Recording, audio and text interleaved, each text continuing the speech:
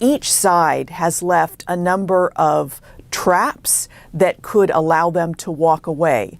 For Iran's side, it's put in the provisions about Lebanon, which means that the White House would have to get Israel to stop firing at Hezbollah, even if Hezbollah fires back, and also to withdraw from southern Lebanon, which of course Israeli officials have said they're not going to do.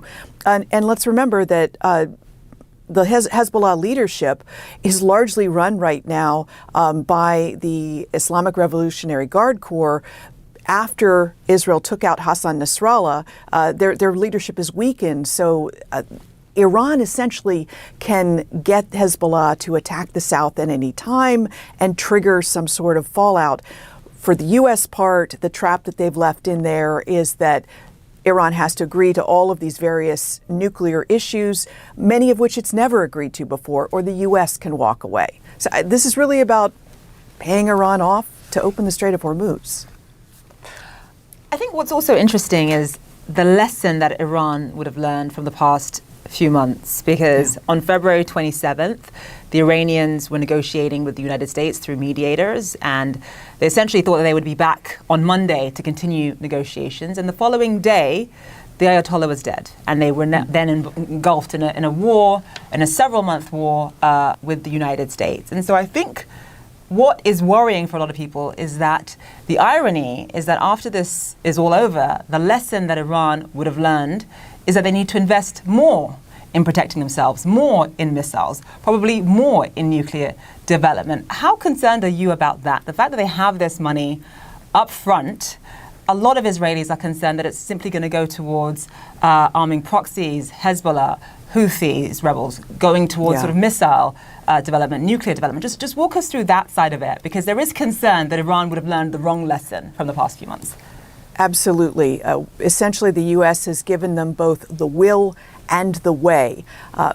In the initial Israeli strikes, many of the so-called moderates in the Iranian regime were taken out. And that includes the Ayatollah, who had worried about triggering some sort of U.S. attack by building a nuclear weapon. So he had always nixed proposals by the IRGC to move ahead with the nuclear bomb, according to U.S. intelligence.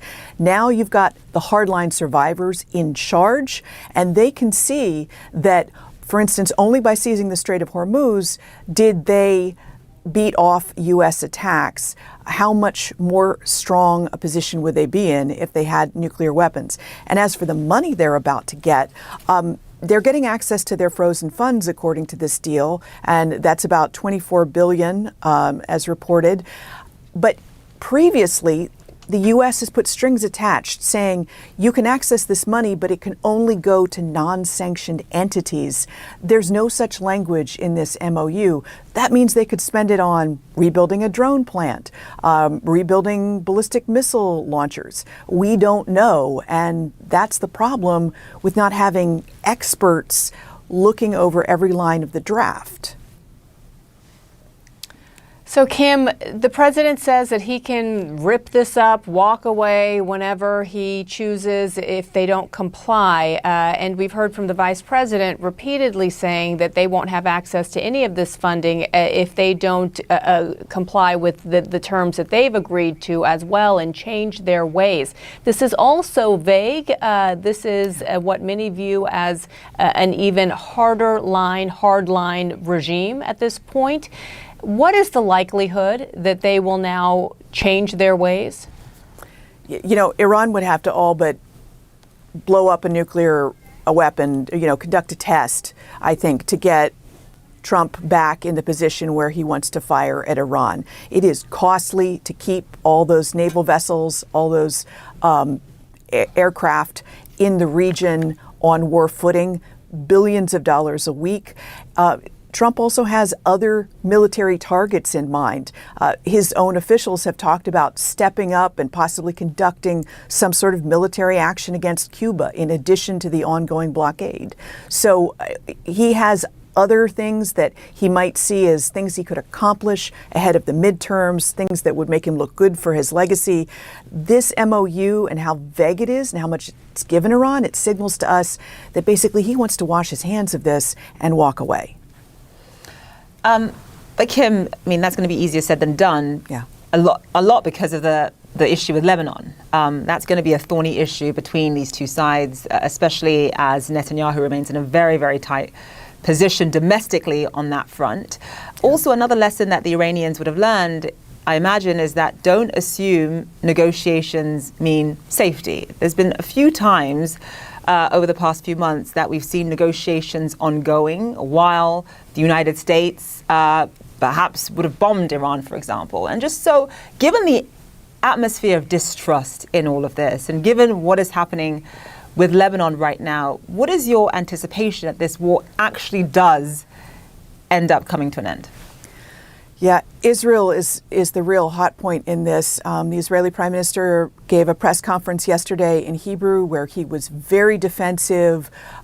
He angrily responded to a question about, are you taking orders from Donald Trump, saying, in Israel, everyone thinks Trump's controlling me. In the U.S., everyone thinks I'm controlling Trump. That's not true. But he reiterated over and over that he would not leave challenges unanswered. And, if you were an Israeli sitting in northern Israel and Hezbollah is sending rockets in your direction, you want your prime minister to fight back. So that is a reality that, Trump, that Bibi, especially Bibi Netanyahu, as he's facing an election this year, he is more likely to step up attacks, not decrease them. Iran knows that. That's why that's just one of many reasons I doubt we'll ever see an actual Iran nuclear deal signed by the Trump administration with Tehran.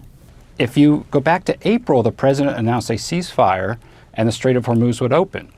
Today, they announced a ceasefire and the Strait of Hormuz will open with very significant concessions to the Iranians, such as waiving all oil, petrochemical, banking sanctions, the kind of stuff Iran has always wanted. It really returns to they can trade their oil at market prices, which has not been the case really since the Iran nuclear deal. Now, I will say one thing. I mean, there's a provision in the deal that Iran's nuclear program has to remain at status quo. And because of the military operation last year, a year ago at this time, which I think was more limited and obviously far more effective than this most recent campaign, Iran's nuclear program is pretty much knocked out. They're not enriching uranium. So you could say this kind of locks that in place. But the incentives you would want for a broader negotiation to really manage this issue long term, we've kind of given a lot of that away. So I'm skeptical that we can get there in these 60 days. I know the White House is saying there's some gentlemen's agreements with Iranian officials.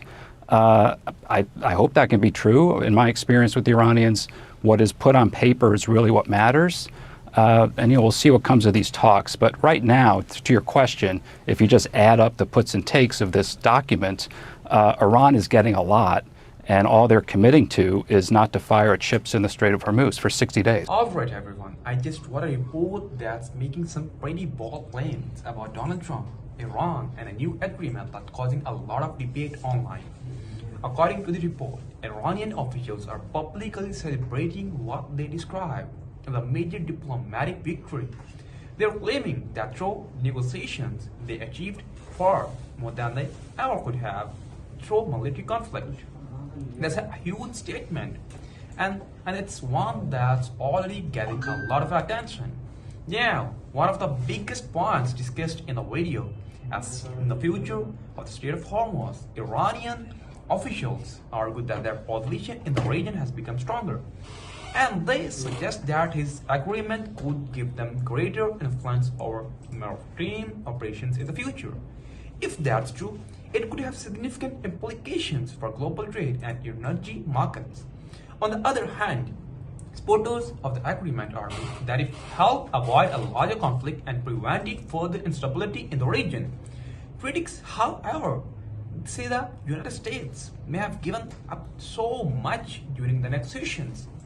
What really stood out to me was how differently both sides are presenting the outcome.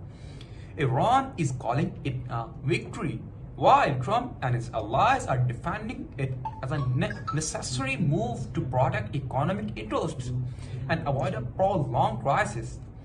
The video also highlights some of Trump's past comments about energy independence and compares them to his more recent statements.